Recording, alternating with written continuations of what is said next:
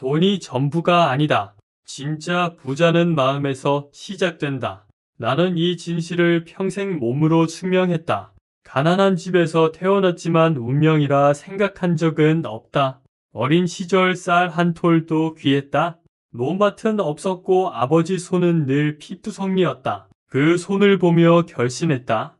언젠가 내 손으로 세상을 바꾸겠다고. 사람들은 비웃었다. 하지만 나는 웃지 않았다. 대신 결심을 품었다. 마음의 태도가 첫 자본이었다. 부자가 되는 길은 돈이 아닌 마음을 세우는 것에서 시작된다. 돈이 많아도 마음이 가난하면 빈손이 된다.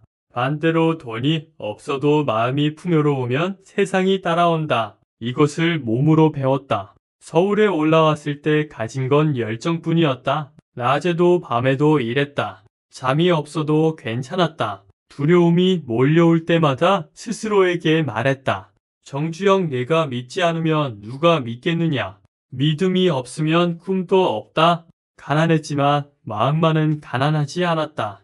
가난 속에서 불을 껐다. 절망 속에서 희망을 만들었다. 그 마음이 나를 여기까지 데려왔다. 한강 다리공사를 맡았을 때 세상은 조롱했다. 소 팔던 촌놈이 무슨 다리를 짓느냐고. 하지만 나는 웃었다. 비웃음이 내 연료가 될 것이다. 그날 밤 노트에 적었다. 오늘부터 다리를 세운다. 이것은 대한민국의 다리다. 그 한 줄이 나를 지탱했다. 사람들은 현실만 본다. 나는 가능성을 본다. 가난한 사람은 벽을 보고 포기한다. 부자는 벽 넘어 길을 본다.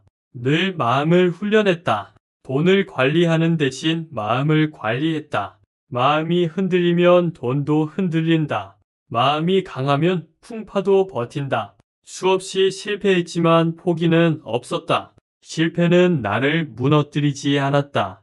오히려 단단하게 만들었다. 젊은 시절 적었다.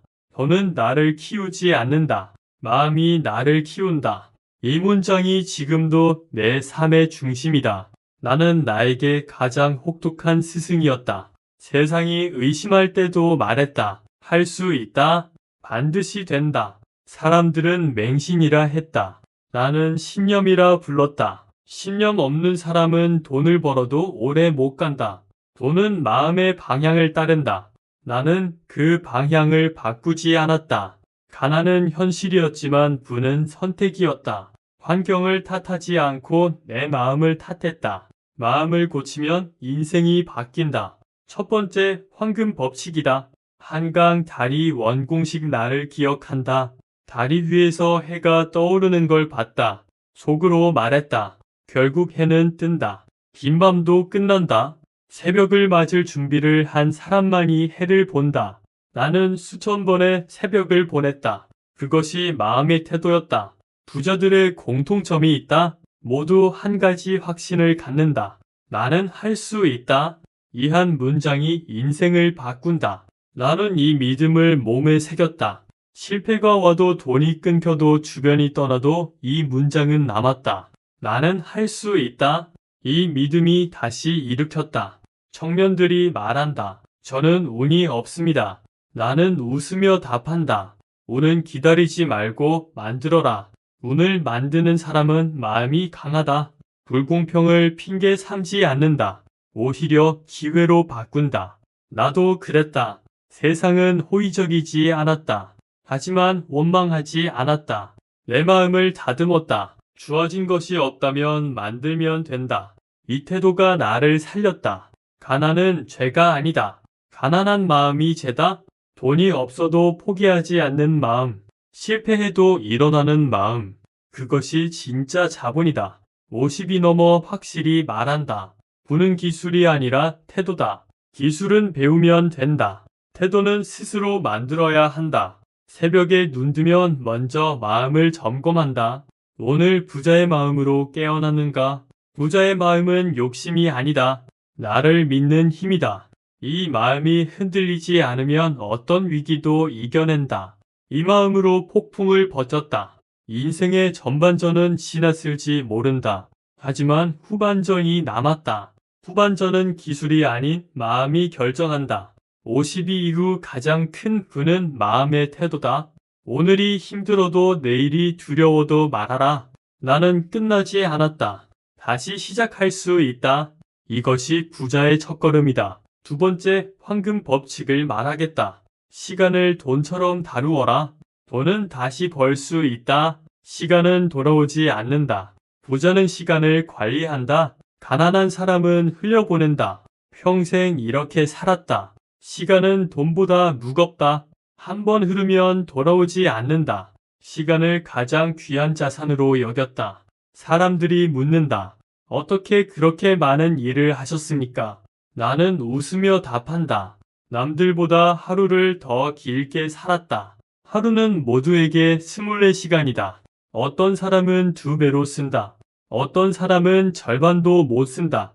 차이는 하나다. 시간을 대하는 태도다. 가난할 때부터 시간을 돈처럼 다뤘다. 남들이 자는 새벽에 일어났다. 쉬는 시간에도 계획을 세웠다. 내 하루는 남들과 달랐다. 새벽을 좋아한 이유는 단순했다. 조용했다. 세상이 멈춘 시간에만 생각이 또렷했다. 새벽 공기 속에서 결정을 내렸다. 사업을 시작할지 빚을 질지 사람을 쓸지 중요한 결정은 늘 새벽이었다. 새벽은 내 인생의 이사회였다. 아무도 없는 시간 내 마음과 회의했다. 스스로에게 물었다. 오늘 하루를 어떻게 쓸 것인가? 이 질문이 내 삶을 지배했다. 한강다리 공사 때도 마찬가지였다. 자재가 부족했다. 인부들은 지쳤다. 나는 새벽에 현장에 나갔다. 먼지와 철냄새 속에서 말했다. 시간이 우리 편이 아니다. 늦으면 기회도 사라진다. 그래서 밤을 줄였다. 잠보다 기회가 중요했다. 사람들이 말했다. 그렇게 살면 몸이 망가집니다. 나는 웃었다. 그래도 시간은 기다려주지 않아. 하루를 쪼개 살았다. 직원들에게 늘 말했다. 시간을 아끼는 사람은 돈을 번다. 낭비하는 사람은 인생을 낭비한다. 젊을 때는 돈이 없으니 시간을 투자했다. 나이 들자 시간이 없으니 사람을 투자했다. 본질은 같았다. 모든 것은 시간에서 출발했다. 나중에 하자는 말을 입에 담지 않았다. 나중은 오지 않는다. 지금이 아니면 영원히 아니다. 출장 중 이런 일이 있었다. 협력 업체와 계약이 지연됐다. 그들이 말했다. 내일 회의합시다. 나는 단호했다. 오늘 밤에 끝냅시다. 그들은 놀랐다. 나는 밀어붙였다. 그날 밤 계약을 성사시켰다. 다음날 아침 다른 회사가 찾아왔다. 하루 차이였다. 다시 깨달았다. 시간을 미룬 사람은 기회를 잃는다. 시간을 잡은 사람은 세상을 잡는다. 부자는 돈보다 시간을 귀하게 여긴다. 50이 넘어서도 새벽을 놓지 않았다. 몸은 느려졌지만 마음은 날카로워졌다. 젊을 때는 육체로 일했다. 50 이후에는 시간으로 일했다. 하루의 흐름을 계획했다. 쓸모없는 약속을 줄였다. 어떤 사람은 바쁨을 자랑한다. 나는 집중을 자랑했다. 진짜 부자는 바쁜 사람이 아니다. 중요한 일만 하는 사람이다. 내 인생의 시간을 철저히 계산했다. 회의 1시간, 점검 30분, 사색 15분. 짧은 시간에도 의미를 만들었다. 시간을 투자라고 불렀다.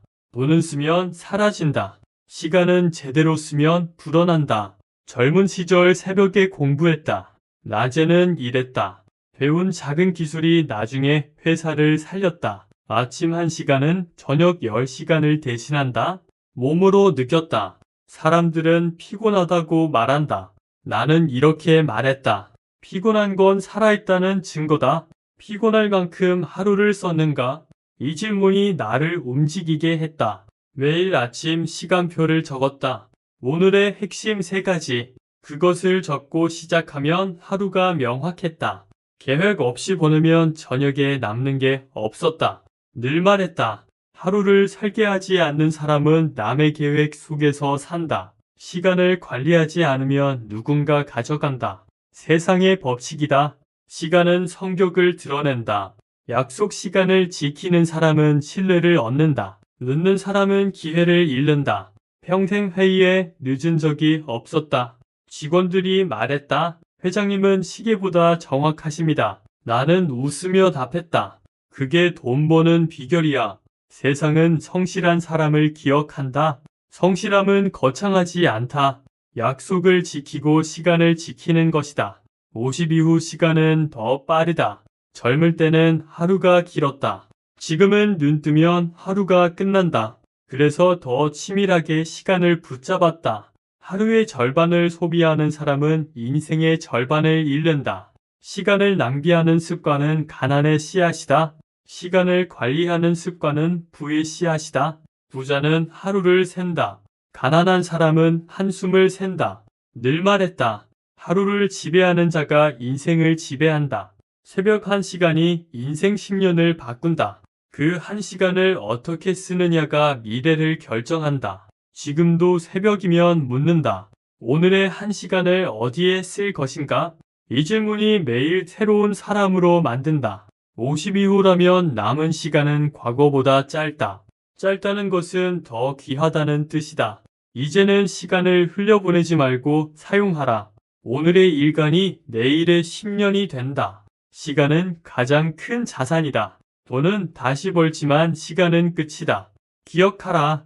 시간을 지배하는 자만이 부를 지배한다. 세 번째, 황금 법칙을 말하겠다. 몸으로 배우는 사람만이 진짜 부자가 된다. 배움은 머리가 아닌 땀으로 하는 것이다. 평생 머리보다 몸을 믿었다. 머리로만 아는 사람이 있다. 몸으로 아는 사람이 있다. 머리로만 아는 사람은 말만 잘한다. 행동이 없다. 몸으로 배운 사람은 말보다 행동으로 증명한다. 나는 두 번째 부류였다. 학교를 오래 다니지 않았다. 화려한 학력도 없었다. 하지만 손과 발로 세상을 배웠다. 먼지를 뒤집었었다. 시멘트 냄새를 맡았다. 땀으로 세상의 원리를 익혔다. 그것이 진짜 공부였다. 돈은 이론으로 벌지 않는다. 현장에서 배운 감각으로 번다. 일찍 깨달았다. 젊은 시절 하루 16시간씩 일했다. 아침에는 인부들과 철근을 날랐다. 저녁에는 공사장 자재를 정리했다. 몸은 고단했다. 손에는 굳은 살이 가득했다. 그 시간들이 나를 부자로 만들었다. 사람들이 말한다. 정 회장은 타고난 사업가다? 아니다. 나는 남들보다 몸으로 많이 부딪힌 사람이었다. 세상은 머리 좋은 사람보다 몸이 먼저 움직이는 사람에게 기회를 준다. 생각보다 발이 빨랐다. 고민하기 전에 뛰었다. 실패해도 배우며 다시 일어섰다. 중동 사막 한가운데서 공사를 맡았을 때였다. 온도가 50도를 넘었다. 바람은 모래를 칼처럼 몰아쳤다. 기계가 멈추고 사람들은 지쳤다. 한국에서 배운 이론이 소용없음을 깨달았다. 책에는 사막의 열기를 이기는 법이 없었다. 직접 몸으로 배웠다. 물을 어떻게 아껴야 하는지, 기계를 어떤 각도로 세워야 모래가 덜 들어가는지, 실패하면서 땀 흘리면서 배웠다. 그 배움은 평생 잊지 않았다. 그때부터 믿었다. 지식은 머리에 담는 게 아니다. 몸으로 새기는 것이다. 회의실보다 현장을 좋아했다. 공장 기계가 돌아가는 소리, 인부들의 구호, 철판이 부딪히는 진동, 그것이 최고의 교과서였다. 직원들에게 자주 말했다. 책상에 앉아있는 시간보다 현장에 있는 시간이 너를 키운다. 실제로 모든 문제를 현장에서 풀었다. 숫자가 아니라 냄새로, 서류가 아니라 손끝으로 상황을 판단했다. 그 감각은 경험으로만 얻을 수 있었다. 사람들이 종종 물었다. 어떻게 그 많은 결정을 빠르게 내리십니까? 나는 답했다. 몸이 먼저 배웠기 때문이다. 머리로만 배운 사람은 계산하느라 늦는다. 몸으로 배운 사람은 감각으로 바로 느낀다. 현장에서의 감으로 회사를 운영했다. 그것이 경영 철학이었다. 젊은 시절 일본 조선소를 방문했다. 놀라운 광경을 봤다. 모든 기술자들이 책상이 아니라 배 밑바닥에서 도면을 그렸다. 손은 기름에 더럽혀졌지만 눈빛은 살아있었다. 그때 깨달았다. 진짜 기술은 깨끗한 손에서 나오지 않는다. 더러운 손에서 나온다. 그래서 우리 회사 엔지니어들에게 늘 말했다. 책으로만 배운 사람은 실패해도 이유를 찾는다. 몸으로 배운 사람은 답을 찾는다. 몸으로 배운 덕분에 두려움을 잃었다. 위기가 와도 내 몸이 이미 그 고통을 알고 있었다. 실패를 두려워하지 않았다. 실패할수록 몸이 강해졌다. 그 강함이 나를 버티게 했다. 믿었다. 머리로 아는 사람은 논쟁한다. 몸으로 아는 사람은 행동한다. 행동이 곧 해답이었다. 50이 넘은 지금도 여전히 몸으로 배우려 한다. 나이가 들면 몸이 무겁다고 한다. 나는 말했다.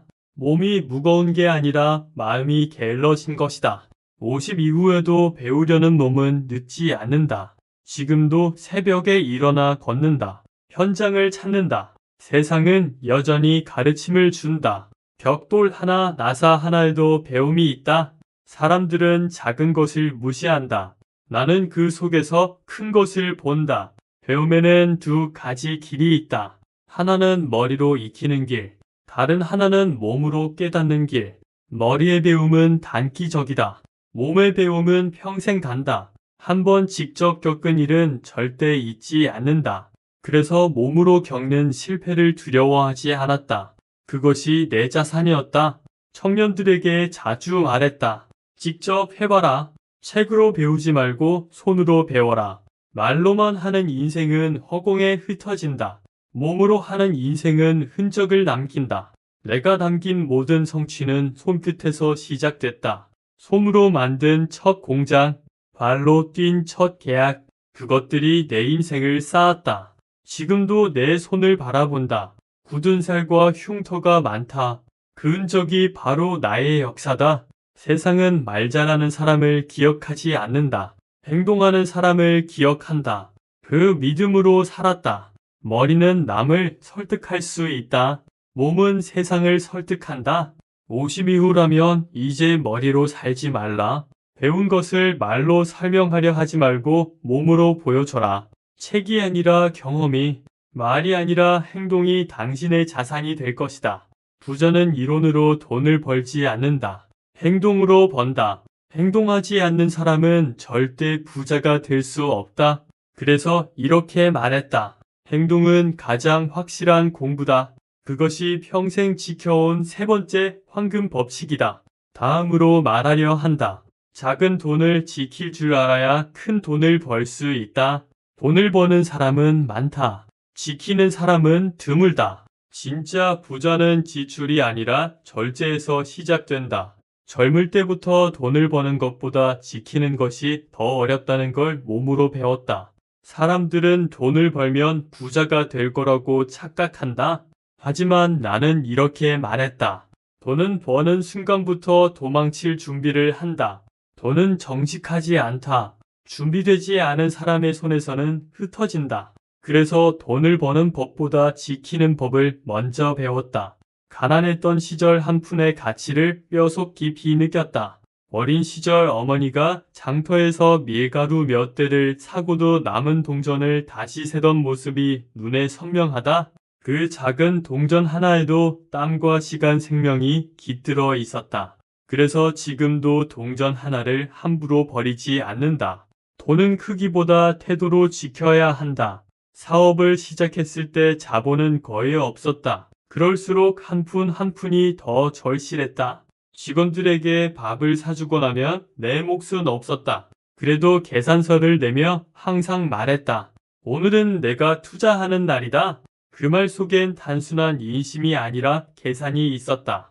돈은 쓰는 순간 줄어드는 게 아니다. 제대로 쓰면 다시 돌아온다. 함부로 쓰면 돌아오지 않는다. 늘 돈이 흐르는 방향을 봤다. 그 방향이 낭비가 아닌 성장으로 이어지게 하는 것이 철학이었다. 어느 날 한 중소 공장 사장과 미팅을 했다. 그가 말했다. 회장님, 저희도 돈을 벌긴 하는데 이상하게 늘 남지 않습니다. 잠시 침묵했다가 물었다. 한 달에 술값이 얼마나 되십니까? 그는 머뭇거리며 웃었다. 아, 그건 좀 접대가 많아요. 나는 단호히 말했다. 접대는 남을 위한 게 아니라 자기 만족 아닙니까? 그는 아무 말도 하지 못했다. 덧붙였다. 당신이 남의 잔에 부은 술은 절대 돌아오지 않습니다. 하지만 직원의 밥그릇에 채운 밥은 반드시 돌아옵니다. 이것이 돈을 지키는 철학이다. 평생 절약을 강조했다. 하지만 그 절약은 단순히 아끼는 게 아니었다. 쓸 때는 쓰고 낭비는 막는 것이었다. 직원들에게 늘 말했다. 절약은 가난한 사람의 습관이 아니라 부자의 훈련이다. 돈을 벌면 쓸 줄 알아야 한다. 그보다 중요한 건 지킬 줄 아는 것이다. 신용을 지키기 위해서라면 돈을 썼다. 허영을 위해서는 한 푼도 쓰지 않았다. 나에게 돈은 얼굴이 있는 존재였다. 바르게 쓰면 웃는다. 잘못 쓰면 떠난다. 한 번은 회사가 심각한 자금난에 빠졌을 때였다. 은행 대출이 막히고 협력업체 결제일이 다가왔다. 직원들은 다급해졌다. 회장님, 급한 불부터 끄죠. 적자 부서부터 정리합시다. 나는 고개를 저었다. 돈을 막는다고 불이 꺼지지 않는다. 불은 믿음으로 꺼야 한다. 즉시 거래처 대표를 찾아갔다. 말했다. 지금은 어렵지만 당신에게 줄 돈은 반드시 지키겠다. 그 약속을 지키기 위해 내 집을 담보로 잡혔다. 하지만 그 한 약속 덕분에 회사를 살렸다. 돈은 숫자지만 그 속엔 신뢰가 담겨 있다. 신뢰를 지키는 사람은 결국 돈도 지킨다. 가난할 때도 부자가 된 후에도 같은 원칙을 지켰다. 돈을 쓰기 전에 반드시 스스로에게 물었다. 이 돈은 사치인가 투자인가? 사치에는 감정이 있다. 투자에는 계산이 있다. 감정으로 쓰는 돈은 후회를 남긴다. 계산으로 쓰는 돈은 열매를 남긴다. 감정의 소비를 두려워했다. 그 감정이 한순간에 만족을 주고 인생의 균형을 무너뜨릴 때가 많았기 때문이다. 그래서 작은 돈일수록 더 신중했다. 100만 원을 아낄 수 있는 사람이 억 단위의 돈도 다룰 수 있다. 젊은이들에게 자주 말했다. 큰 돈을 버는 건 운일 수 있다. 돈을 지키는 건 실력이다. 부자는 돈을 불리는 사람이 아니다. 돈이 새지 않게 막는 사람이다. 아무리 많이 벌어도 새는 구멍이 크면 결국 가난해진다. 사업의 성장보다 관리의 중요성을 먼저 가르쳤다. 매출이 오르기 전에 지출을 줄이는 법을 배웠다. 욕심보다 절제를 앞세웠다. 절제는 돈보다 강한 무기다. 돈을 쓸 때마다 한 가지 철칙을 세웠다. 보이지 않는 곳에 쓰라. 눈에 보이는 사치품은 사람의 허영을 키운다. 하지만 보이지 않는 투자 사람 신용기술은 미래를 키운다. 자동차를 사는 대신 기술자를 고용했다. 비싼 양복 대신 직원들의 점심을 챙겼다. 그것이 내가 부를 지킨 방식이었다. 사람들은 화려함을 부라 생각한다. 나는 단단함을 부라 생각했다. 세상은 돈을 가진 사람보다 돈을 잃지 않는 사람을 존경한다. 돈을 지키는 사람들의 공통점을 봤다. 모두 감정을 통제할 줄 안다. 기분이 좋다고 함부로 쓰지 않는다. 기분이 나쁘다고 막 쓰지도 않는다. 돈은 감정의 노예가 되어선 안 된다. 스스로에게 수없이 말했다. 돈은 도구다. 하지만 그 도구에 끌리면 인생이 무너진다. 50 이후의 인생에서는 더욱 그렇다. 젊을 때는 실패해도 다시 벌 수 있다. 50이 지나면 회복의 시간이 짧다. 그래서 지키는 습관이 필요하다. 하루의 소비를 점검한다. 불필요한 지출을 잘라낸다. 돈을 지키는 습관은 하루아침에 만들어지지 않는다. 매일의 선택 매 순간에 절제가 쌓여야 완성된다. 그 절제의 결과로 회사를 지켰고 사람들을 지켰다. 부자가 되고 싶다면 먼저 지출을 점검하라. 어디에 돈을 쓰는지가 미래를 결정한다. 허영에 쓰면 빈곤이 온다. 가치에 쓰면 풍요가 온다. 돈을 지키는 사람은 결국 인생도 지킨다. 이것이 깨달은 네 번째 황금 법칙이다. 작은 돈을 지킬 줄 알아야 큰 돈을 벌 수 있다. 이제 다섯 번째 법칙을 말하겠다. 신용은 최고의 자본이다. 돈은 사라져도 신용은 남는다. 하지만 신용이 무너지면 모든 것이 무너진다. 평생 이렇게 믿었다. 돈보다 무거운 것이 있다면 그것은 신용이다. 신용은 눈에 보이지 않지만 돈보다 멀리 간다. 돈은 거래를 만든다. 신용은 관계를 만든다. 관계가 쌓이면 신뢰가 된다. 신뢰가 결국 부를 만든다. 가난했던 시절부터 신용을 목숨처럼 지켰다. 돈이 없을 때는 신용이 내 전부였다. 약속한 날은 반드시 갚았다. 불가능해 보여도 한 번 한 말은 끝까지 지켰다. 세상은 돈보다 약속을 더 오래 기억한다. 그것이 살아온 방식이었다. 젊은 시절 자재비를 구하기 위해 매일 은행을 돌았다. 대부분의 은행원들은 고개를 저었다. 담보도 보증인도 없네요. 하지만 포기하지 않았다. 어느 날 한 노련한 은행 거장이 물었다. 정시 담보도 없는데 뭘 믿고 돈을 빌려줘야 합니까? 단호히 말했다. 나를 믿으십시오. 내 이름을 담보로 하겠습니다. 그 사람은 잠시 나를 바라보다가 조용히 서류를 내밀었다. 좋아요. 한번 믿어봅시다. 그 돈으로 첫 공사를 완성했다. 귀한 하루도 늦지 않게 갚았다. 몇 년 후 그 과장이 말했다. 정 회장 당신 덕분에 신용이 무엇인지 배웠습니다. 그 한마디는 돈 100만 양보다 귀했다. 평생 동안 약속이라는 단어를 가장 신성하게 여겼다. 사업을 하다 보면 지키기 어려운 약속이 많다. 하지만 한 번 한 약속은 어떤 손해를 감수하더라도 지켰다.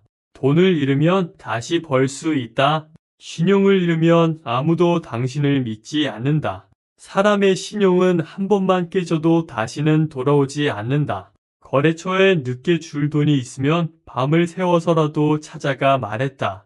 오늘 못 드리면 내일 아침 첫 차로 드리겠습니다. 그 진심이 통했기에 사람들은 나를 믿었다. 신용은 서류로 쌓이지 않는다. 태도로 쌓인다. 한 번도 내 입으로 믿어달라고 말하지 않았다. 대신 믿을 만한 행동을 했다. 신용은 말로 얻는 것이 아니다. 행동으로 증명하는 것이다. 많은 사람이 돈을 빌릴 땐 고개를 숙인다. 갚을 때는 얼굴을 숨긴다. 하지만 나는 반대로 했다. 갚을 때 더 당당했다. 그 당당함이 나의 신용을 세웠다. 한 번은 해외 거래에서 위기가 닥쳤을 때였다. 중동의 발주처가 갑자기 계약 조건을 바꿨다. 손해가 막심해질 상황이었다. 모두가 포기하자고 했다. 회장님, 이건 불공정 계약입니다. 그냥 손대는 게 낫습니다. 단호히 말했다. 우리가 사인을 했으면 그건 약속이다. 손해를 보더라도 끝까지 한다. 결국 그 프로젝트는 예상보다 오래 걸렸다. 우리는 큰 손해를 입었다. 하지만 그 이후 그 회사는 모든 해외 발주를 우리에게 맡겼다. 그들이 말했다. 정 회장은 믿을 수 있는 사람이다. 그 한마디가 수천억의 돈보다 값졌다. 신용은 단기 손해를 감수해야 얻는 장기 이익이다. 늘 직원들에게 말했다. 신용은 회계 장부에 남지 않는다. 하지만 회사의 운명은 신용으로 결정된다. 회사의 건물 기계 자본은 눈에 보이는 자산이다. 하지만 신용은 보이지 않는 자산이다. 보이지 않기에 더 중요하다. 보이는 것은 시간이 지나면 닳는다. 보이지 않는 것은 시간이 지날수록 빛난다. 신용은 오래 묵을수록 가치가 올라가는 와인과 같다. 신용을 지키는 데는 용기가 필요하다. 때로는 손해를 감수해야 한다. 하지만 단 한 번도 신용을 팔지 않았다. 돈이 궁해도 거짓말로 연명하지 않았다. 오늘 어렵습니다라고 솔직히 말했다. 언제까지는 드리겠습니다라고 약속했다. 진실은 시간은 걸려도 결국 신뢰로 돌아온다. 거짓은 빠르지만 오래가지 않는다. 그 단순한 원칙 하나로 평생을 버텼다. 이렇게 생각한다. 돈은 빚이지만 신용은 자산이다. 빚은 갚으면 끝나지만 신용은 쌓일수록 커진다. 사람들은 빚을 두려워한다. 나는 신용을 잃는 것을 더 두려워했다. 신용은 돈보다 인간의 가치다. 신용 있는 사람은 돈이 없어도 주변에 사람들이 모인다. 신용이 없는 사람은 돈이 많아도 혼자 남는다. 평생 사람을 받고 사람은 나의 신용을 보고 나를 판단했다. 은퇴 후에도 젊은이들에게 꼭 하는 말이 있다. 신용은 평생의 통장이다. 그 통장에 돈을 넣듯이 약속과 행동을 넣어라. 신용은 눈에 안 보여서 가볍게 생각하기 쉽다. 한 번 무너지면 다시 세우기 어렵다. 신용을 잃은 사람을 수없이 봤다. 그들은 결국 돈도 사람도 기회도 잃었다. 신용을 잃는다는 것은 단지 돈을 못 갚는 게 아니다. 자신을 잃는 것이다. 지금도 기억한다. 어느 날 한 젊은 사업가가 나를 찾아와 물었다. 회장님, 성공의 비결이 뭡니까? 단 한 문장으로 대답했다. 남이 믿는 사람으로 살아라. 그는 고개를 갸우뚱했다. 덧붙였다. 남이 당신을 믿는 순간 세상은 당신에게 기회를 준다. 신용은 기회를 부른다. 기회가 모이면 부가 따라온다. 부자는 신용으로 길을 연다. 가난한 사람은 의심으로 길을 막는다. 신용을 사람보다 앞세웠다. 거래할 때 금액보다 상대의 신용을 먼저 봤다. 아무리 이익이 커도 신용 없는 사람과는 거래하지 않았다. 신용이 없는 거래는 단기 이익이다. 신용이 있는 거래는 평생 이익이다. 늘 장기전을 택했다. 그 결과 현대는 수많은 위기 속에서도 무너지지 않았다. 회사의 뿌리가 신용 위에 있었기 때문이다. 부자가 되고 싶다면 신용을 쌓으십시오. 그것은 은행에 돈을 맡기는 것보다 안전한 투자입니다. 신용은 평생의 이자와 같습니다. 신용을 잃지 않으면 세상은 언제든 다시 기회를 줍니다. 신용은 가장 값싼 자본이면서 동시에 가장 얻기 어려운 자본입니다.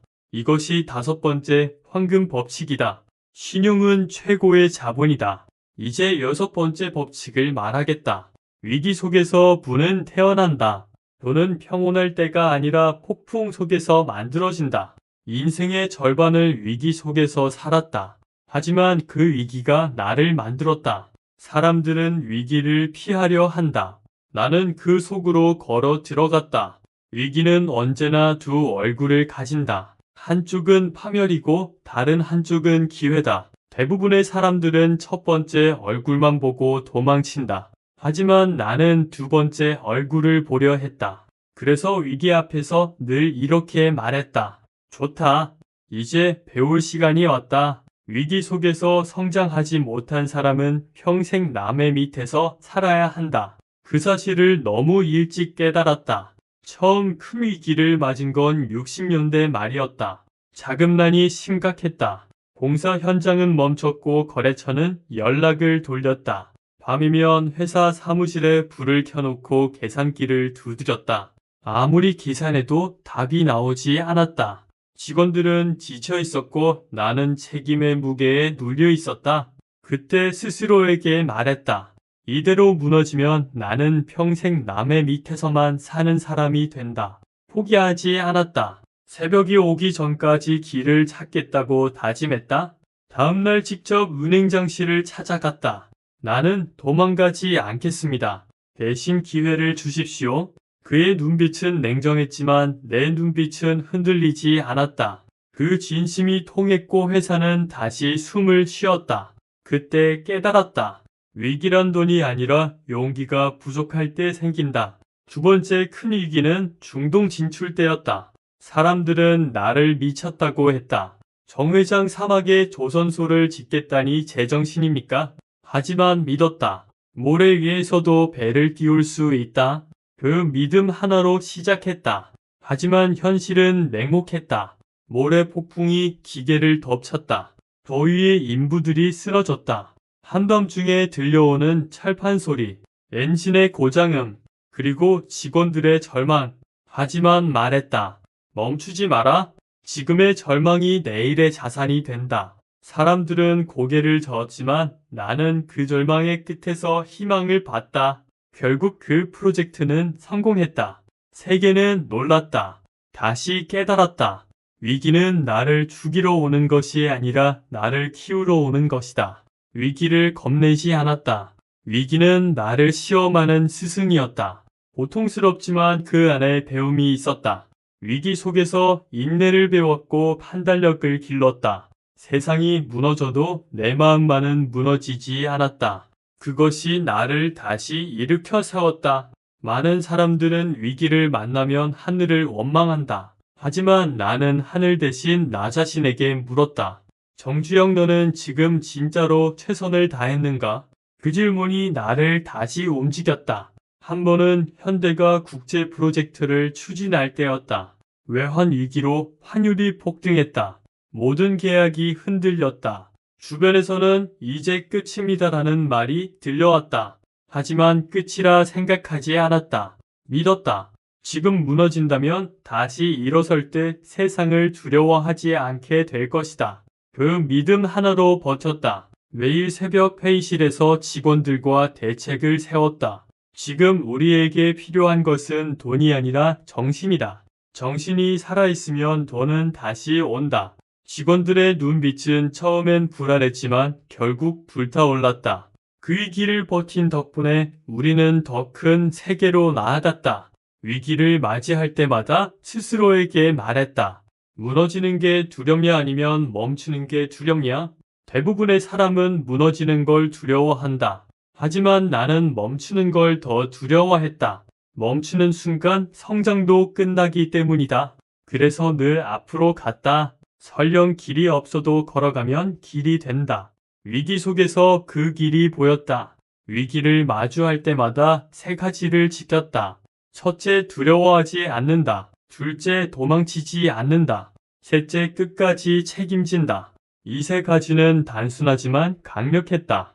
이 원칙으로 수많은 폭풍을 건넜다. 위기를 이겨내는 사람은 결국 인생을 지배한다. 세상은 위기 속에서 진짜 리더를 알아본다. 지금도 기억한다. 한창 IMF 때 많은 기업들이 무너졌다. 언론은 매일같이 파산 소식을 전했다. 하지만 그 와중에도 직원들을 모아 이렇게 말했다. 우리는 살아남을 것이다. 이유는 단 하나, 포기하지 않기 때문이다. 그 한 문장이 모두의 눈빛을 바꿨다. 그날 이후 우리는 하루에 3번씩 회의를 하고 모든 낭비를 줄였다. 모두가 죽었다고 말할 때 우리는 다시 일어섰다. 위기는 회사를 단련시켰고 사람을 단단하게 만들었다. 인생에서 가장 큰 부를 위기 속에서 얻었다. 그 부는 돈이 아니라 신념이었다. 위기가 지나고 나면 남는 건 돈이 아니라 사람이다. 나를 믿고 끝까지 따라온 직원들, 그들과 함께 울고 웃으며 싸운 신뢰, 그것이 진짜 부였다. 그들에게 이렇게 말했다. 이 어려움을 견디는 순간 우리는 더 이상 가난하지 않다. 왜냐면 우리는 두려움을 이겼기 때문이다. 50 이후의 인생에서도 위기는 찾아온다. 건강의 위기, 인간관계의 위기, 경제의 위기. 하지만 단언한다. 위기는 끝이 아니라 시작이다. 젊을 때의 위기는 경험을 주고 나이 들어서의 위기는 지혜를 준다. 50 이후의 위기는 인생의 마지막 연습이다. 그 연습을 피하지 말라. 위기를 받아들이고 그 안에서 배워라. 부자가 되는 사람은 위기 속에서 돈을 본다. 실패하는 사람은 위기 속에서 두려움을 본다. 부자는 불안한 순간에도 계산한다. 가난한 사람은 그 순간 감정에 휘둘린다. 냉정함을 무기로 삼았다. 절망 속에서도 생각했고 손해 속에서도 길을 찾았다. 그 차이가 나를 살렸다. 위기를 두려워하지 마십시오. 그것은 신이 당신에게 주는 마지막 시험입니다. 그 시험을 통과한 사람만이 다음 단계로 간다. 인생에서 가장 깊은 어둠은 해가 뜨기 직전이다. 포기하지 마십시오. 버티십시오. 그러면 반드시 새벽이 온다. 이것이 6번째 황금 법칙이다. 위기 속에서 부는 태어난다. 이제 7번째 법칙을 말하겠다. 사람을 읽을 줄 알아야 부를 읽는다. 돈은 계산으로 벌지만 부는 사람으로 만든다. 평생 사람을 보며 배웠다. 그리고 결론을 내렸다. 돈은 계산으로 벌지만 부는 사람으로 만든다. 사업을 하며 수많은 사람을 만났다. 머리 좋은 사람, 손이 빠른 사람, 말이 능숙한 사람 모두 봤다. 하지만 진짜로 오래 가는 사람은 따로 있었다. 그들은 마음이 진실한 사람이었다. 머리는 속일 수 있고 말은 포장할 수 있다. 하지만 마음은 드러난다. 늘 사람의 눈을 봤다. 눈빛이 흔들리는 사람은 아무리 뛰어나도 신뢰하지 않았다. 눈빛이 맑은 사람. 그 한 사람과 함께라면 1000번이라도 도전할 수 있었다. 사람을 읽는 눈. 그것이 7번째 황금 법칙이다. 젊은 시절 사람 보는 법을 몰랐다. 능력 있는 사람을 좋은 사람이라 착각했다. 하지만 세상은 그렇게 단순하지 않았다. 똑똑한 사람은 많지만 끝까지 함께 갈 사람은 드물다. 한 번은 믿었던 동업자가 계약서를 들고 나를 떠났다. 그날 밤새 잠을 이루지 못했다. 배신의 아픔보다 내가 사람을 잘못 봤다는 사실이 더 고통스러웠다. 그때 깨달았다. 사람은 입으로 믿는 게 아니라 행동으로 믿는 것이다. 그 이후 사람을 고를 때 말보다 시간을 봤다. 시간이 지나도 태도가 변하지 않는 사람. 그가 진짜다. 회사를 키우면서 수많은 인재를 썼다. 하지만 능력보다 먼저 본 것은 마음가짐이었다. 기술은 가르칠 수 있지만 태도는 가르칠 수 없다. 오만한 사람은 아무리 똑똑해도 결국 팀을 무너뜨린다. 반대로 성실한 사람은 느려도 끝까지 간다. 현장에서 일하는 젊은 직원을 볼 때마다 그의 손을 먼저 봤다. 손이 거칠고 눈빛이 진지하면 말했다. 자네는 언젠가 큰 일을 할 거야. 사람의 가능성은 손끝과 눈빛에 있다. 그들은 거짓말을 하지 않는다. 사람을 쓸 때 3가지를 봤다.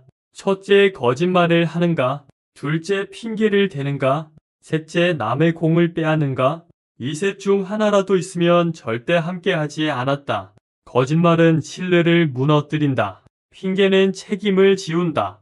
남의 공을 빼앗는 사람은 조직을 병들게 한다. 사람을 평가할 때 실수는 용서했지만 거짓은 용서하지 않았다. 왜냐하면 실수는 고칠 수 있지만 거짓은 습관이기 때문이다. 어느 날 젊은 관리자에게 물었다. 자네는 직원들을 어떻게 평가하나? 그가 말했다. 성과로 평가합니다. 고개를 저었다. 성과는 결과일 뿐이네. 진짜 평가는 과정에 있지. 성과만 보고 사람을 판단하면 조직은 냉정해지고 사람은 메말라진다. 사람을 볼 때 그가 실패했을 때 태도를 봤다. 실패 앞에서 책임을 지는 사람은 반드시 성공한다. 하지만 실패를 남 탓으로 돌리는 사람은 평생 제자리다. 사람을 잃은 적도 많다. 어떤 이는 나를 이용하고 떠났다. 하지만 그때마다 이렇게 말했다. 그래도 사람을 믿자. 사람에게 상처를 받는 것은 인간이기 때문이다. 믿음을 버리면 나 자신도 버리게 된다. 사람을 믿는 걸 포기하지 않았다. 왜냐면 사람 속에 기회가 있고 사람 속에 부가 있기 때문이다. 돈은 사람을 모으지 못하지만 신뢰는 사람을 모은다. 평생 사람으로 사업을 했다. 한 번은 중동 공사 중 폭풍이 몰아치는 날이었다. 기계가 멈추고 작업이 지연되자 모두 불안해했다. 그때 한 엔지니어가 내게 다가와 말했다. 회장님, 제가 책임지고 복구하겠습니다. 그는 나보다 젊었고 경험도 부족했다. 하지만 그의 눈을 봤다. 두려움 대신 결심이 있었다. 말했다. 좋다. 맡겨보게. 그날 밤 그는 기계를 수리했고 공사는 다시 돌아갔다. 몇 년 후 그는 회사의 핵심 인재가 되었다. 그를 보며 확신했다. 사람을 믿는 게 결국 회사를 세운다. 사람을 돈으로 판단하지 않았다. 돈은 사람의 본성을 왜곡한다. 돈이 없을 땐 겸손하던 사람이 돈이 생기면 거만해진다. 하지만 진짜 부자는 돈이 있어도 태도가 변하지 않는다. 그런 사람과 일하고 싶었다. 겸손은 돈보다 값진 자산이다. 늘 내 주변에 말했다. 사람은 실력보다 인품으로 오래 간다. 50 이후의 인생에서 가장 큰 부는 돈이 아니라 사람이다. 친구 1명, 동료 1명, 믿을 수 있는 사람 하나가 인생을 바꾼다. 나이가 들수록 사람을 모으는데 더 신중해졌다. 젊을 땐 넓게 사귀었지만 나이 들수록 깊게 사귀었다. 깊은 관계는 시간이 만든다. 돈으로 사는 관계는 위기 앞에서 사라진다. 하지만 신뢰로 맺은 관계는 폭풍 속에서도 남는다. 그 차이를 수없이 봤다. 50 이후에 사람들에게 이렇게 말한다. 사람을 보는 눈을 키워라. 젊을 때는 실력을 쌓는 시기지만 나이가 들면 사람을 구분하는 시기다. 잘못된 사람과 함께하면 아무리 돈을 벌어도 불행하다. 하지만 좋은 사람과 함께라면 가난해도 행복하다. 인생의 후반전은 결국 사람의 싸움이다. 사람을 얻는 자가 부를 얻는다. 지금도 내 곁에 남은 사람들을 볼 때마다 감사한다. 그들은 돈 때문에 함께한 이들이 아니라 믿음 때문에 함께한 이들이다. 그 믿음이 지금의 나를 만들었다. 내 인생을 돌아보며 확신한다. 내가 부자가 된 이유는 좋은 사람을 만났기 때문이다. 하지만 그보다 더 큰 이유는 내가 먼저 좋은 사람이 되려 노력했기 때문이다. 세상은 결국 닮은 사람끼리 모인다. 당신이 진실하면 진실한 사람이 온다. 당신이 거짓되면 거짓된 사람만 남는다. 사람을 읽는다는 것은 곧 자신을 읽는 것이다. 내가 어떤 사람을 좋아하고 어떤 사람을 멀리하는지를 보면 내 그릇이 보인다. 그래서 평생 사람 공부를 멈추지 않았다. 돈 공부보다 사람 공부가 더 어렵고 더 깊다. 사람은 숫자가 아니기 때문이다. 숫자는 계산으로 맞출 수 있지만 사람은 마음으로만 맞출 수 있다. 부자가 되고 싶다면 사람을 읽는 눈을 가지십시오. 사람을 잘 보면 인생이 편해지고 사람을 잘못 보면 인생이 고단해집니다. 진짜 부자는 사람을 얻는 사람입니다. 그리고 사람을 얻으려면 먼저 자신이 신뢰받을 사람이 되어야 합니다. 이것이 7번째 황금 법칙이다. 사람을 읽을 줄 알아야 부를 읽는다. 이제 마지막으로 말하겠다. 부자는 돈보다 꿈으로 산다. 인생의 끝에는 돈이 아니라 꿈이 남는다. 평생 돈을 좇아 산 사람이 아니었다. 하지만 돈이 사람을 살리고 세상을 움직인다는 걸 알았다. 그래서 돈을 목적이 아니라 도구로 삼았다. 사람들이 물었다. 회장님, 그렇게 많은 돈을 벌고도 왜 여전히 일하십니까? 웃으며 대답했다. 돈은 내 목표가 아니네. 내 꿈이 목표지. 돈은 언젠가 사라진다. 하지만 꿈은 남는다. 그 사실을 일찍 깨달았다. 가난했던 시절, 돈이 없어서 고통받았다. 하지만 동시에 돈이 있어도 꿈이 없으면 인생이 비어있다는 걸 봤다. 진짜 부자는 돈이 많은 사람이 아니라 꿈을 가진 사람이다. 돈보다 꿈으로 살았다. 젊을 때 늘 물었다. 이 일이 내 꿈에 가까운가? 그렇지 않다면 아무리 돈이 되어도 하지 않았다. 사람들은 나를 고집쟁이라고 했다. 하지만 고집이 아니라 방향을 지킨 것이다. 돈을 쫓으면 길을 잃는다. 하지만 꿈을 쫓으면 돈이 따라온다. 그 순서를 지켰다. 현대를 세울 때도 그랬다. 단 한 번도 돈을 벌자고 말한 적이 없다. 대신 세상을 바꾸자고 말했다. 그 말 속에 내 꿈이 있었다. 가난한 나라에서 배 한 적 없는 나라에서 우리는 세계 바다를 향해 배를 띄웠다. 사람들은 비웃었다. 그게 가능하겠습니까? 하지만 말했다. 꿈이 없으면 불가능하고 꿈이 있으면 가능하다. 결국 우리는 해냈다. 그 순간 깨달았다. 꿈은 눈으로 보는 게 아니라 믿음으로 보는 것이다. 나이가 들수록 꿈의 크기를 키웠다. 많은 사람이 나이 들면 현실을 말한다. 하지만 나는 오히려 그때부터 꿈을 더 크게 꿨다. 50 이후의 인생은 현실보다 꿈으로 살아야 한다. 현실은 이미 경험으로 채워졌고 이제 남은 건 상상뿐이다. 꿈은 늙지 않는다. 꿈이 있는 한 인생은 계속 젊다. 지금도 새벽에 눈을 뜨면 스스로에게 묻는다. 오늘 나는 어떤 꿈을 향해 걷고 있는가? 그 질문이 나를 다시 일으킨다. 사람들은 종종 이렇게 말한다. 회장님, 그 나이에 왜 아직도 새벽에 일어나십니까? 대답했다. 내가 아직도 가야 할 길이 있기 때문이다. 죽는 날까지 멈추지 않을 것이다. 인생의 마지막 순간에도 새로운 꿈을 꿀 것이다. 왜냐면 꿈이 멈추는 순간 인생도 멈추기 때문이다. 직원들에게 늘 말했다. 돈은 숫자에 불과하다. 하지만 꿈은 생명이다. 숫자는 늘 바뀌지만 꿈은 사람의 혼을 바꾼다. 돈으로 회사를 세웠지만 꿈으로 회사를 움직였다. 사람들은 나를 현대 창업자라 부르지만 그렇게 생각하지 않는다. 나는 단지 꿈을 현실로 만든 사람일 뿐이다. 그리고 그 꿈이 다른 사람의 인생을 바꿨다면 그것으로 충분하다. 꿈을 현실로 만드는 법을 배웠다. 첫째, 꿈을 말로만 하지 말고 행동으로 옮겨라. 둘째, 꿈을 두려워하지 마라. 셋째, 꿈을 혼자 꾸지 말고 함께 꿔라. 이 세 가지는 내 삶의 철칙이었다.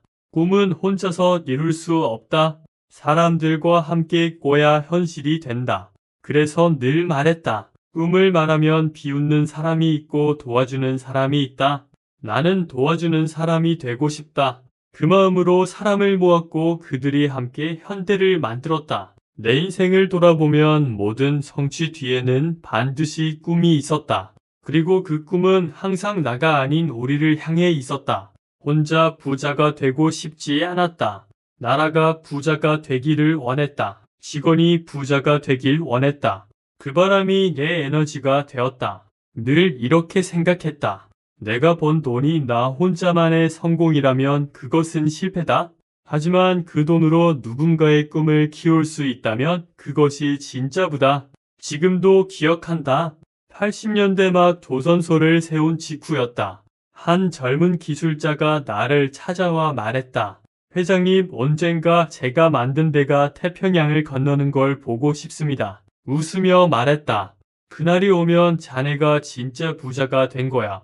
몇 년 후 그가 만든 배가 세계를 돌았다. 그 뉴스를 보고 혼잣말했다. 그래, 저 저문이가 부자가 됐구나. 그것이 내 기쁨이었다. 꿈을 이룬 사람을 볼 때마다 내가 살아있음을 느꼈다. 꿈이 없던 시절의 내 모습을 잊지 않는다. 가난, 절망, 좌절, 그 모든 것이 나를 짓눌렀다. 하지만 그 어둠 속에서도 한 줄의 빛을 붙잡았다. 언젠가 나도 할 수 있다. 그것이 나의 첫 번째 꿈이었다. 그 한 줄의 희망이 지금의 나를 만들었다. 그래서 누구에게나 말한다. 꿈을 버리지 마라. 그 꿈이 오늘은 작아도 내일은 세상을 바꿀 것이다. 50 이후의 인생은 돈을 세는 시기가 아니라 꿈을 다시 세우는 시기다. 젊을 때의 꿈은 생존을 위한 꿈이었다면 50 이후의 꿈은 의미를 위한 꿈이다. 지금이야말로 새로운 꿈을 꿀 때다. 늦었다고 생각할 때가 가장 빠른 순간이다. 당신의 인생이 아직 끝나지 않았다면 꿈도 끝나지 않았다. 꿈은 당신의 나이를 모른다. 오늘도 말하고 싶다. 부자가 되고 싶다면 돈보다 꿈을 먼저 세워라. 돈은 사람을 끌지만 꿈은 사람을 모은다. 돈을 쓰면 줄지만 꿈은 나누면 커진다. 그 단순한 진리를 평생 실천했다. 옛 꿈은 내 것만이 아니었다. 그것은 사람들의 꿈이었고 나라의 꿈이었다. 인생의 마지막 순간에 남는 것은 돈이 아니다. 계좌의 숫자는 사라지지만 당신이 이룬 꿈은 사람들의 기억 속에 남는다. 돈으로 남은 사람은 세월이 지나면 잊히지만 꿈으로 남은 사람은 세대를 넘어 이어진다. 그렇게 기억되고 싶다. 정주영, 그는 돈을 벌었지만 더 큰 꿈을 남겼다. 그것이면 충분하다. 이것이 8번째 황금 법칙이다. 부자는 돈보다 꿈으로 산다.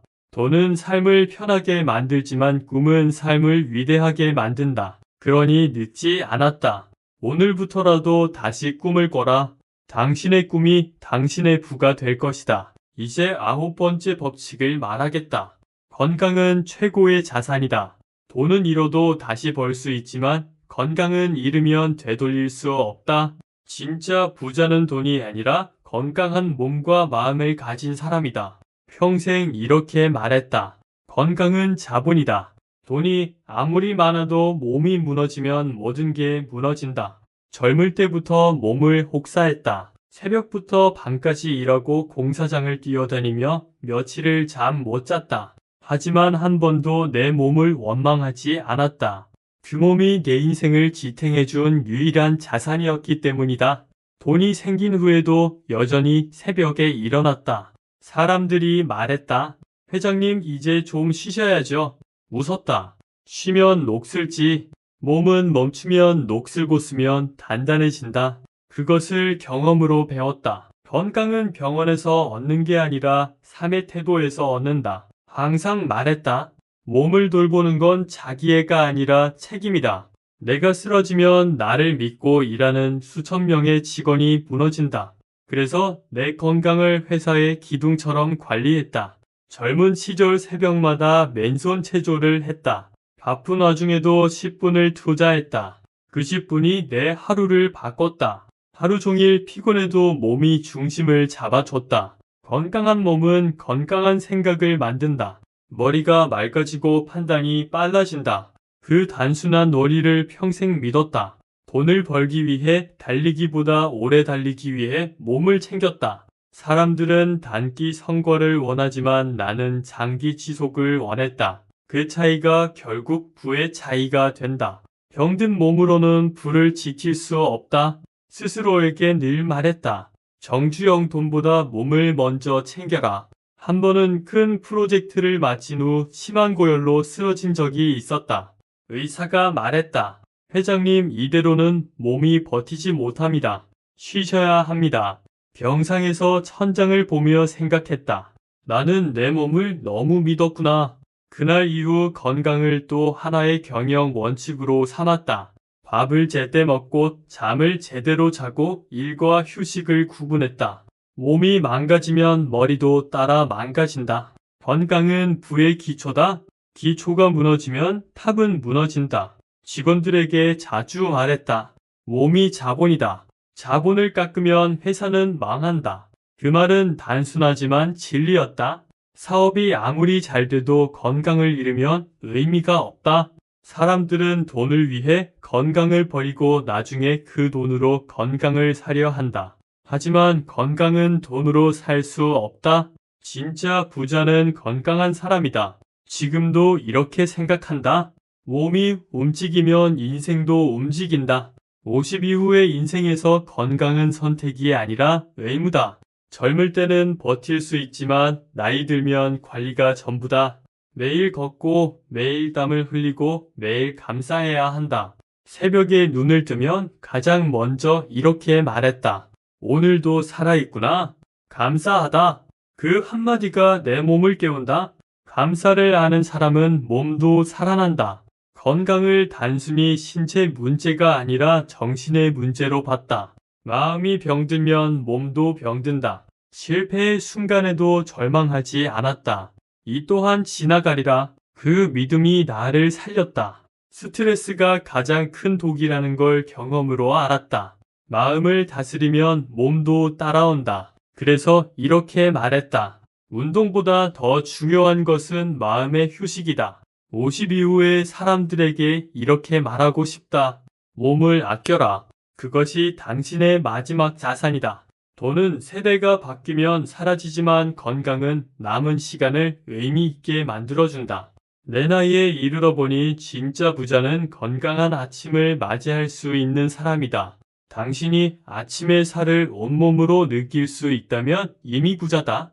건강은 부의 시작이자 완성이다. 돈은 수단이고 건강은 조건이다. 건강 없는 성공은 모래의 예성이다. 오늘부터라도 몸을 챙겨라. 늦지 않았다. 당신의 몸이 당신의 부를 지켜줄 것이다. 이것이 9번째 황금 법칙이다. 건강은 최고의 자산이다. 이제 10번째 법칙을 말하겠다. 배움은 평생의 투자다. 나이는 핑계가 아니다. 배우는 사람만이 저 몸을 유지한다. 이렇게 믿었다. 배움은 평생의 투자다. 배움이 멈추는 순간 인생도 멈춘다. 학교를 오래 다니지 못했다. 하지만 세상은 내 학교였고 사람들은 내 교과서였다. 배움이란 책상 앞에 앉아있는 게 아니라 매일 부딪히고 깨지는 과정이라고 생각했다. 젊을 때는 기술을 배우고 나이 들어서는 사람을 배웠다. 그리고 지금은 인생을 배운다. 배우는 자는 나이를 먹어도 젊다. 배우기를 멈춘 자는 젊어도 늙은 것이다. 평생을 학생의 마음으로 살았다. 사업을 시작할 때 모르는 게 너무 많았다. 건축, 재무계약, 외국어까지 하나도 익숙하지 않았다. 하지만 두려워하지 않았다. 모르면 배우면 되니까. 모른다는 건 부끄러운 게 아니다. 배우지 않는 게 부끄러운 것이다. 모르는 걸 인정했고 그래서 늘 물었다. 이건 왜 그렇지? 저건 어떻게 되는 거지? 사람들은 처음엔 귀찮아했지만 나중에는 말했다. 회장님은 늘 배우시는군요. 웃으며 말했다. 배우지 않으면 살아남을 수 없거든. 배움을 통해 성장했다. 중동 진출 때 영어를 거의 못했다. 하지만 통역을 믿기보다 직접 배우려 했다. 매일 새벽방에서 영어 단어를 외웠다. 현장에서 외국인 엔지니어와 대화하다 보면 틀리고 창피할 때도 많았다. 하지만 포기하지 않았다. 그들이 내 열정을 보고 말했다. 정당 씨는 언어보다 더 큰 언어를 알고 있다. 그건 진심이다. 그 말을 들었을 때 깨달았다. 배움의 목적은 완벽이 아니라 통하는 것이다. 사람에게서 배웠다. 나보다 나은 사람, 나보다 현명한 사람, 그리고 나보다 어린 사람에게도 배웠다. 특히 젊은 직원들로부터 새로운 사고방식을 배웠다. 나이는 숫자지만 배움에는 순서가 없다. 내가 늙었다고 해서 세상이 멈추지 않는다. 세상은 변한다. 배우지 않으면 낡아진다. 항상 말했다. 세상이 바뀔 때마다 나도 바뀌어야 한다. 그래야 살아남는다. 실패에서도 배웠다. 실패는 가장 값비싼 교사다. 성공은 나를 즐겁게 하지만 실패는 나를 성장시킨다. 한 번의 실패가 1000번의 성공보다 더 단단하게 만들었다. 사업을 하며 수없이 넘어졌지만 그때마다 새로운 걸 배웠다. 넘어질 때마다 물었다. 왜 넘어졌는가? 그 질문이 다음 성공의 밑거름이 되었다. 배우는 사람은 실패를 두려워하지 않는다. 실패 속에서도 길을 찾는다. 배움을 멈추지 않는 사람을 존경한다. 어떤 이는 70이 넘어도 새로운 일을 배우고 어떤 이는 30이 되어도 세상을 다 안다고 생각한다. 부자를 두려워했다. 배우지 않는 순간 성장도 멈춘다. 평생 초보자의 마음으로 살았다. 초보자는 겸손하다. 초보자는 귀를 연다. 그래서 배운다. 내 자신에게 이렇게 말했다. 정주영, 오늘도 모르는 게 있으면 다행이다. 배울 게 있다는 뜻이니까. 배움은 돈보다 오래 남는다. 돈은 잃을 수 있지만 배운 것은 잃지 않는다. 세운 회사가 위기를 맞아도 내가 쌓은 지식과 경험은 사라지지 않았다. 그것이 다시 회사를 일으켰다. 지식은 눈에 보이지 않지만 그것이 가장 강한 자산이다. 젊은이들에게 자주 말했다. 지식은 빚이 아니다. 이자를 지불하지 않아도 계속 불어난다. 회장이라는 자리에서도 배우기를 멈추지 않았다. 회의 중에도 현장에서 일어나는 작은 실수에서도 배웠다. 직원이 실수를 하면 화내기보다 물었다. 왜 그런가? 그 대답 속에 항상 배움이 있었다. 경영의 본질은 가르치는 게 아니라 배우는 것이다. 배우는 리더는 조직을 키우지만 가르치기만 하는 리더는 조직을 닫는다. 늘 열려있는 사람이 되고자 했다. 50 이후의 인생은 배움이 더욱 필요하다. 젊을 때는 몸으로 배우지만 나이가 들면 마음으로 배워야 한다. 인생의 절반을 지나온 지금 더 깊은 배움을 한다. 사람을 이해하는 법, 감정을 다스리는 법, 세상을 보는 법. 그것이 진짜 배움이다. 책에 없는 지혜, 경험으로만 얻을 수 있는 깨달음. 그것이 50 이후의 배움이다. 배움을 두려워하지 마십시오. 배움은 늦지 않습니다. 지금 이 순간도 세상은 변하고 있습니다. 그 변화를 두려워하지 말고 배우십시오. 배우는 사람은 절대 뒤처지지 않습니다. 배움은 당신의 마음을 젊게 만들고 인생을 다시 시작하게 만듭니다. 시간이 지나면 줄어들지만 배움은 쌓일수록 커집니다. 배움이야말로 평생의 복리이자입니다. 이것이 10번째 황금 법칙이다. 배움은 평생의 투자다. 이제 마지막 11번째 법칙을 말하겠다.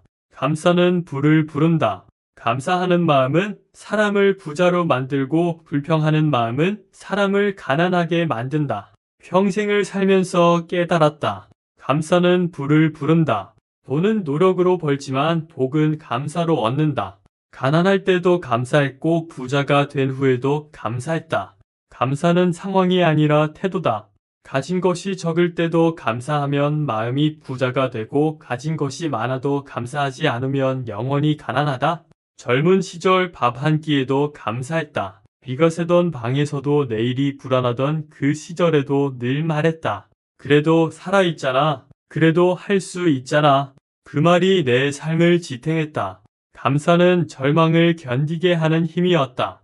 감사하는 마음이 사람을 끌어당긴다고 믿었다. 감사하는 사람 곁에 늘 사람이 모였다. 반대로 불평이 많은 사람은 돈도 사람도 떠나갔다. 감사는 에너지다. 그 에너지가 사람을 살리고 조직을 세운다. 직원들에게 늘 말했다. 감사하지 않으면 아무리 큰 돈을 벌어도 불행하다. 하지만 감사하는 마음 하나면 빈손이어도 행복하다. 그 말은 단순하지만 내 인생의 결론이었다. 어려움 속에서도 감사했다. 한번 은행 공사가 중단된 적이 있었다. 모든 게 끝난 것 같았다. 하지만 마음속으로 이렇게 말했다. 이 일기 속에서도 배울 게 있으니 감사하다. 그 순간 이상하게도 두려움이 사라졌다. 감사는 현실을 바꾸지 않지만 마음을 바꾼다. 그리고 마음이 바뀌면 현실도 바뀐다. 그걸 수없이 경험했다. 감사할 줄 아는 사람은 손해를 봐도 웃을 수 있다. 왜냐하면 그는 그 손해 속에서 배우기 때문이다. 실패할 때마다 감사했다. 이 실패가 나를 더 강하게 만들겠구나. 그 믿음이 나를 지탱했다. 성공했을 때도 감사했다. 이 성공이 내 능력이 아니라 함께한 사람들의 덕분이다.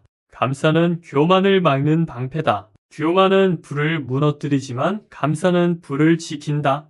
돈이 많을수록 더 감사하려 했다.